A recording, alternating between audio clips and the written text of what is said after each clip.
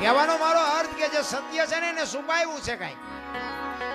આ રામાયણ છે, રામાયણ તમે જો ઘણા બધા એમ કે લંકા હનુમાનજી હળગાવી. હું એમ કહું હનુમાનજી હળગાવી જ નથી. લ્યો બોલ, લંકા વાળાએ જ હળગાવી છે, હનુમાનજી હળગાવી.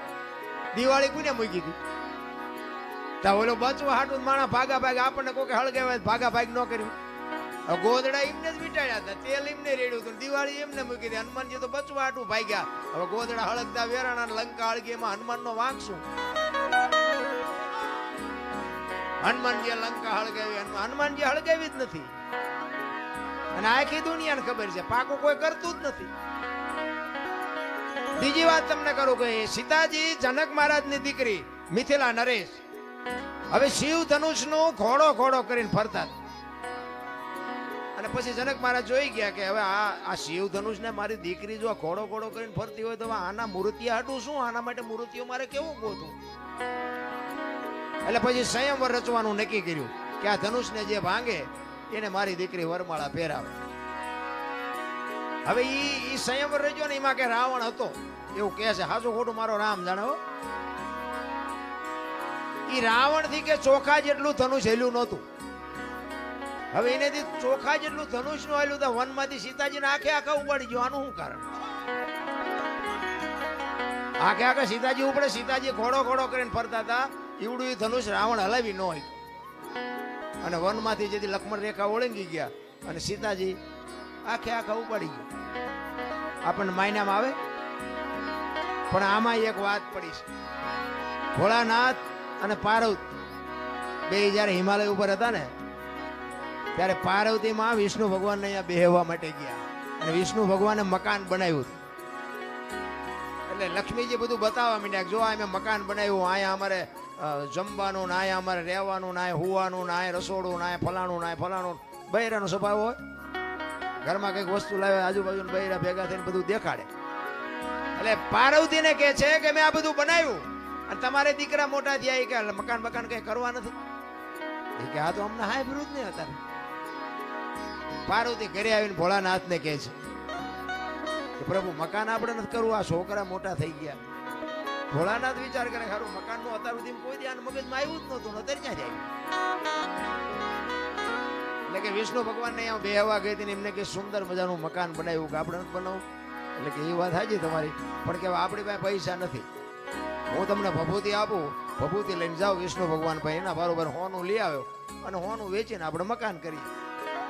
કારણ કે આપણી પાસે પૈસા છે નહીં. ભોળાનાથ ને ખીસું જ નહોતું, પૈસા ક્યાંથી હોય? રાખવા જ. એટલે ભભૂતિ આપીને એટલે પાર્વતી કહે છે કે આટલી ભભૂતિમાં કેટલું હોનું આવશે? કે પણ લઈ તો જાઓ, એટલું તો લઈ આવો, પછી કંઈક આગળ જોઈશું. એ ભભૂતિ લઈ અને પાર્વતીમાં ગયા છે અને ત્યાં જઈ અને પછી કીધું કે આના બરોબર અમને હોનું આપો. હવે સાબડા મૂકવામાં ભોળાનાથની ભભૂતિ ઊંચી થાય. બાપુ હોનાના ઢગલા મીડ્યા કરવા હો, ગાડા ભરી ભરીને હોનું મીડ્યું જવાનું, સાબડું ઊંચું ન થાય. હવે અહીંયા ઢગલે ઢગલા થયા હોનાના. પછી કે આટલું બધું હોનું જતા ઈંટું પાણાનું શું માથાકૂટ કર્યું? હોનાનું જ બનાવાય ને. એ હોનાનું મકાન બનાવ્યું અને વાસ્તુ પૂજન કરવા માટે તેથી સારામાં સારો ને વિદ્વાનમાં વિદ્વાન બ્રાહ્મણ રાવણ, એ રાવણ ને બાપુ અહીંયા વાસ્તુ પૂજન કરવા માટે બોલાયો. એ વાસ્તુ પૂજન કર્યું ને પછી ભોળાનાથ ને તો ખબર, એ તો બાપુ ત્રિલોક નો નાથ, એને નો ખબર હોય. એટલે પેલા પાર્વતી પાસે ગયા કે આ ભૂદેવ ને શું આપશું આપણે દક્ષિણામાં? એ કે એને રાજી કરી દો, જે માગે આપી દે. એ કે જો જે માગશે આપી દે, પછી મારી માએ લોહી નો પીતા. કારણ કે હવે આપણું આપણે એક પ્લાસ્ટર કર્યું હોય તો બૈરું રાજીનો રેડ થઈ જાય, બદલે આખું હોનાનું મકાન એટલે બૈરું રાજી કેટલું હોય. એ કે એને જે જોઈએ આપી દો, પણ એનું મન છે જ નહોતું ભાઈ. એ કે વાંધો નહીં. અહીંયા ગયા, રાવણ ને કીધું ભૂદેવ બોલો હું આપું?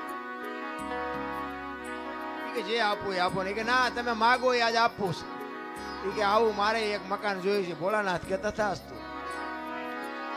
પાર્વતી પાસે આવ્યા. એ કે હાલો કે ચિંપા કે મહણિયામાં.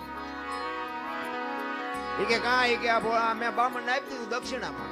એ કે હું કામ આપ્યું? એ કે કકડાટ ન કરશો, તમને પેલા પૂછીને ગયો તો કે માગે આપી દઈશ.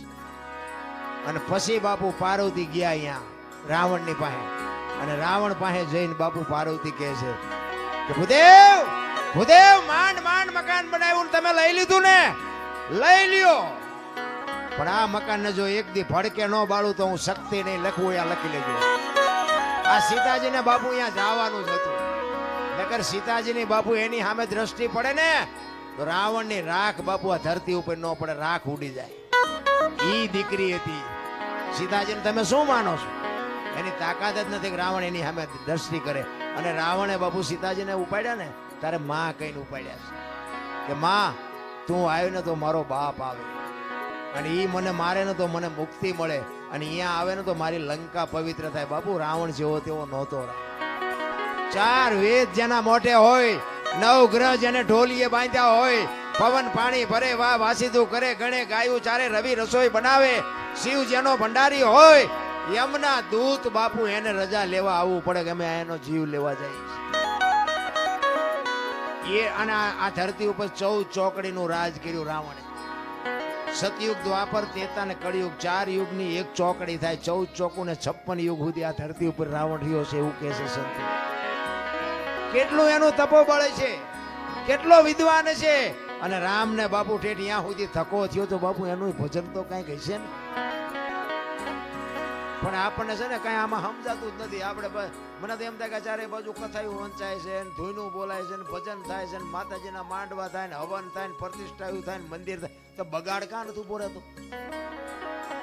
વિચારવા જેવું તો છે ભલામણા કે આપણા ગઢ આવું કઈ કરી જ નહોતા આગતા. તો આ ચોરી ને લોટપાટ ને મારી નાખવાનું, તોડી નાખવાનું, અત્યાચાર ને ગમે એની દીકરી ઉપાડી જાવી, આ બધું તમે જોવો તો ખરા કેટલું બધું અંધારું આવેલું જાય. તો આ કથા એવું વંચાય છે ખોટું છે? એ કેમ કેવું ખોટું છે? હવે આમાં માણસના જીવનમાં જો ઉતરે નહીં આ વાત તો આ કથામાં ફાયદો કોને?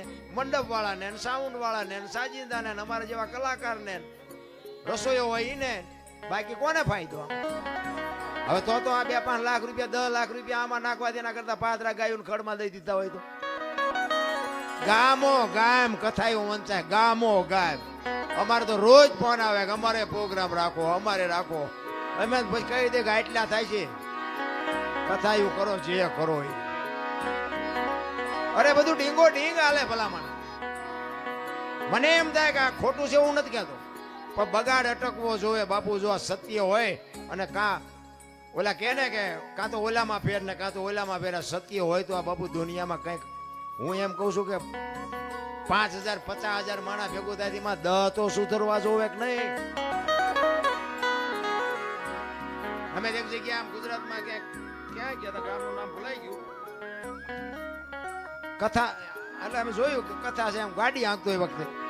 એટલે અમારે થોડોક ટાઈમ હતો, કીધું હાલો ને આપણે કથામાં જઈને બેહી. હવે એમ અહીંયા બેઠા કથા ચાલુ હતી ને એમાં 2 જણા બાજ્યા. બોલો, હવે કથા ચાલુ હોય એ વખતે જો બાજે માણા તો એમાં બહાર તો કઈ મગજમાં ઉતરે જ છે. એમાં એકને દવાખાને લઈ જવો પડે. બોલો, હવે આમાં પતિ ગયો હોય તો કથાના માંડવાનું શું થાય ને ઓલા વક્તાનું સાજિંદાનું શું થાય? અરે બાપુ કઈક ઊંધું રંધાય છે, મને એવું લાગે. સાચું ખોટું તો મારો રામ જાણે. ખોટું છે એવું આપણે નથી કહેતા. રામ કથા ખોટી નથી, ભાગવત કથા ખોટી નથી, પણ આ અટકતું નથી. એટલે મને એમ થાય કે આનો કંઈક પાવર ઘટી ગયો હોય, ગમે એ થયું. બાકી તો રામાયણ છે તો રામાયણ છે ભલામણ. એક હું તો એમ કહું છું, ઘરમાં એક રામાયણ નાનું મોટું પુસ્તક હોય ને, જિંદગીમાં કોઈ દી બાપુ મોડો પ્રસંગ નો આવે કરી. રામાયણ એવો ગ્રંથ છે. તુલસીદાસ મહારાજે રામાયણમાં એક સાખી લખી કે સુનહું ભરત ભાવી પ્રબળ, જીવન મરણ જસ અપજસ, નફો નુકસાન વિધિના વિધાન. જીવન મરણ જસ અપજસ નફો અને નુકસાન, આ 6 વસ્તુ બાપુ હજી આજની તારીખમાં કોઈને ખબર નથી. આપણે આ દુનિયામાં આવ્યા કેવી રીતે કોઈને ખબર હોય મને કયો, અને જવાનું છે કેવી રીતે એ કોઈને ખબર હોય કયો. જીવન મરણ ની ખબર નથી. તો આની જ વાત કરો ને, અમે અહીંયા આવ્યા છે, અમને જ મળે કબજ મળે અમને ખબર છે. 5 જણા સારું કે 5 જણા એમ કે બોલે વારો જ ન આવવા દીધો બીજા. જ મળવાનો છે કબજા મળવાનો એ કોઈને ખબર નથી. જીવન મરણ જસ અપજસ નફો અને નુકસાન. ગમે એ માણસ ધંધો કરે ને બધા નફા હાટું જ કરે છે, કોઈ નુકસાન હાટું નથી કરતું, પણ બધા નફો થતો જ નથી. આ 6 વસ્તુ કોઈના હાથમાં નથી. આ વશિષ્ઠ મહારાજે ભરતને કીધેલી. ક્યારે? રામચંદ્ર પરમાત્મા વનમાં ગયા ને ભરત મોસાળમાંથી આવ્યો ને એટલે ભરત રોવે છે. એટલે ઈ વખતે વશિષ્ઠ મહારાજ કહે છે, ભરત સુનહુ ભરત ભાવિ પ્રબળ જીવન મરણ જસ અપજસ નફો અને નુકસાન આ વિધિના વિધાન છે. હું વશિષ્ઠ જેવો મહારાજ હાજે મેં નક્કી કર્યું હતું કે હવારે રામને ગાદી ઉપર બેહારવાના અને 12 કલાકની એક રાત જઈને તો આખું ચકડું ફરી ગયું. હું કાંઈ ન કરી. આ વિધિના વિધાન છે. અને આવડી આજ સાખી તુલસીદાસે રામાયણમાં લખી અને એમાં એનું વર્ણન કર્યું કે આમાં જીવન કોને મળ્યું, મરણ કોને મળ્યું, જહ કોને મળ્યું, અબજ કોને મળ્યો, નફો કોને થયો, નુકસાન કોને થયું.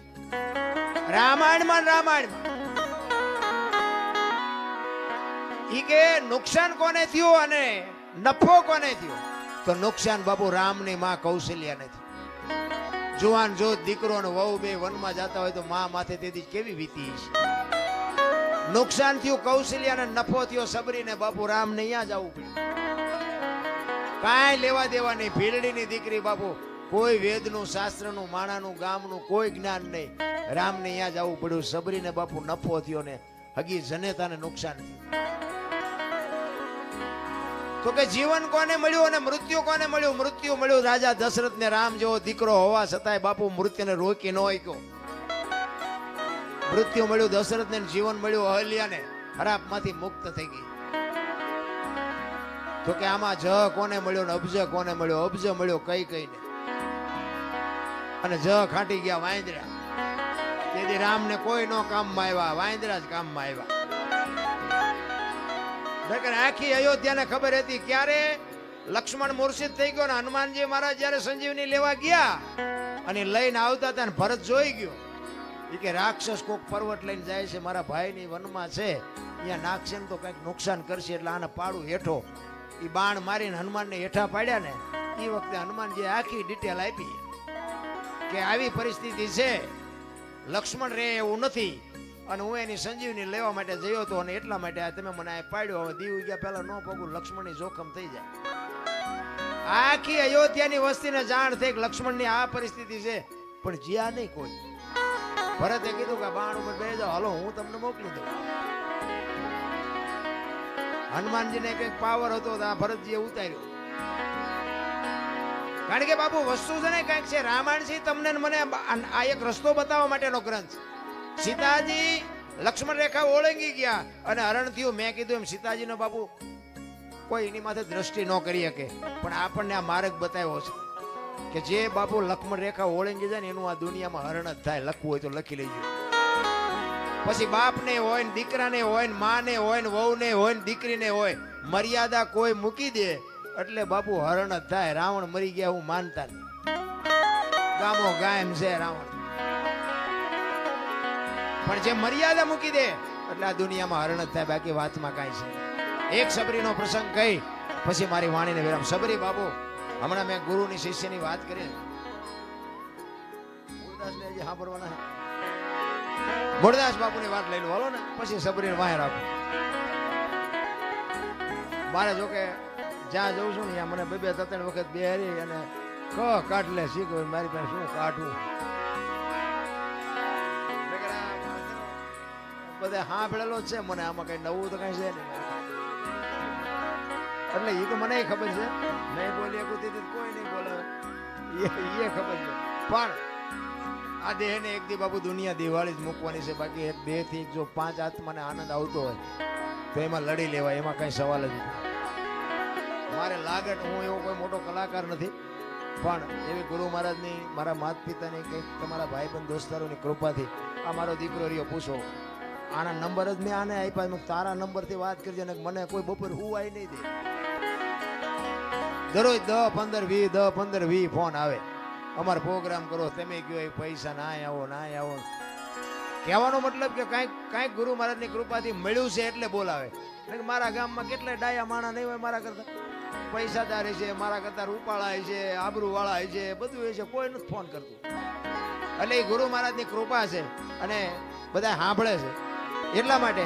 પણ મારો કહેવાનો મતલબ એ છે કે જે આ મૂળદાસની વાત કરીને કોકનું ઝેર પીવે ને, કોકના હાથમાં ને. અમારે અહીંયા હમણાં વડનગરમાં એક પ્રોગ્રામ હતો ને, ઓલું માવઠું થયું હમણાં હવે ઈ આના જેવો મારો પ્રેમી મને કે બાપુ મારા બાપુ વે ગયા છે ને મારે ભજન રાખવા છે. ખર્ચો કેટલો નાનો માણસ બિચારો મજૂરી કરે. મેં કીધું ખર્ચ કાંઈ ન થાય, તારે ભજન રાખવું હોય ભજન થઈ જાય. પણ મને કે મને અંદાજ તો કયો. મેં કહ્યું એક નાળિયેર લઈ આવજે, બીજું કાંઈ કરવાનું નથી. અને આ મેં કહ્યું ઉસ્તાદના ને બેનજાવાળાના મેં કહ્યું અમે ભાઈબંધ દોસ્તાર 50 કાઢીને એમને આપી દે. એ કે ના એમ તો કે હું સાઉન્ડ બાઉન્ડ લાવીશ. એ મેં કહ્યું તારે લાવવું લાવજે ને આપણે સાઉન્ડ વગેરે ભજન થાય છે. અમે એ લઈ આવ્યો બિચારો સાઉન્ડ લઈ આવ્યો અને કુદરતને કરું ચતુરભાઈ અમે બે હતા ને ચતુરભાઈ મેં કહ્યું તમે ગણપતિ માંડો. એ ગણપતિનું બાબુ ભજન પૂરું ન થયું, વરસાદ પડ્યો ખાબક. હવે બજારમાં રાખેલું એ કાગળ ને બાગળ ને બધું સાઉન્ડ ઉપર રાખ્યું. હવે બે એવું જ છે નહીં. ઓલાનો ભાવ બિચારો અંદરથી એટલો બધો દુઃખી થયો કે મારે ભજન કરવા હતા મારા બાપા માએ અને ભજન હવે વરસાદ નહીં કરવા દે. એટલે મેં કહ્યું તું મોળો પડીમાં તારે ભજનનું જ કામ છે બીજું કંઈ કામ છે. પણ કે હવે આમાં મેં કીધું આ પણ તારી ઓરડી તો છે ને, પણ કે ઓરડી છે એમાં કે હમા એવું જ નથી કઈ કે મારી પાસે મોટી શેટી પડી છે, મારી પાસે 8-10 જણા. મેં આપણે છીએ 10 જણા જ. પણ મને કે ઓલી શેટી કે અડધો રૂમ રોકી રાખે. મેં શેટીમાં તમે સડી જઈશું તમે હેઠા બેસજો. એ કે પણ સાઉન્ડ ક્યાં રાખવું? મેં સાઉન્ડ જોતું જ નથી. અને ચતુરભાઈ તમારે પૂછવું હોય પૂછજો.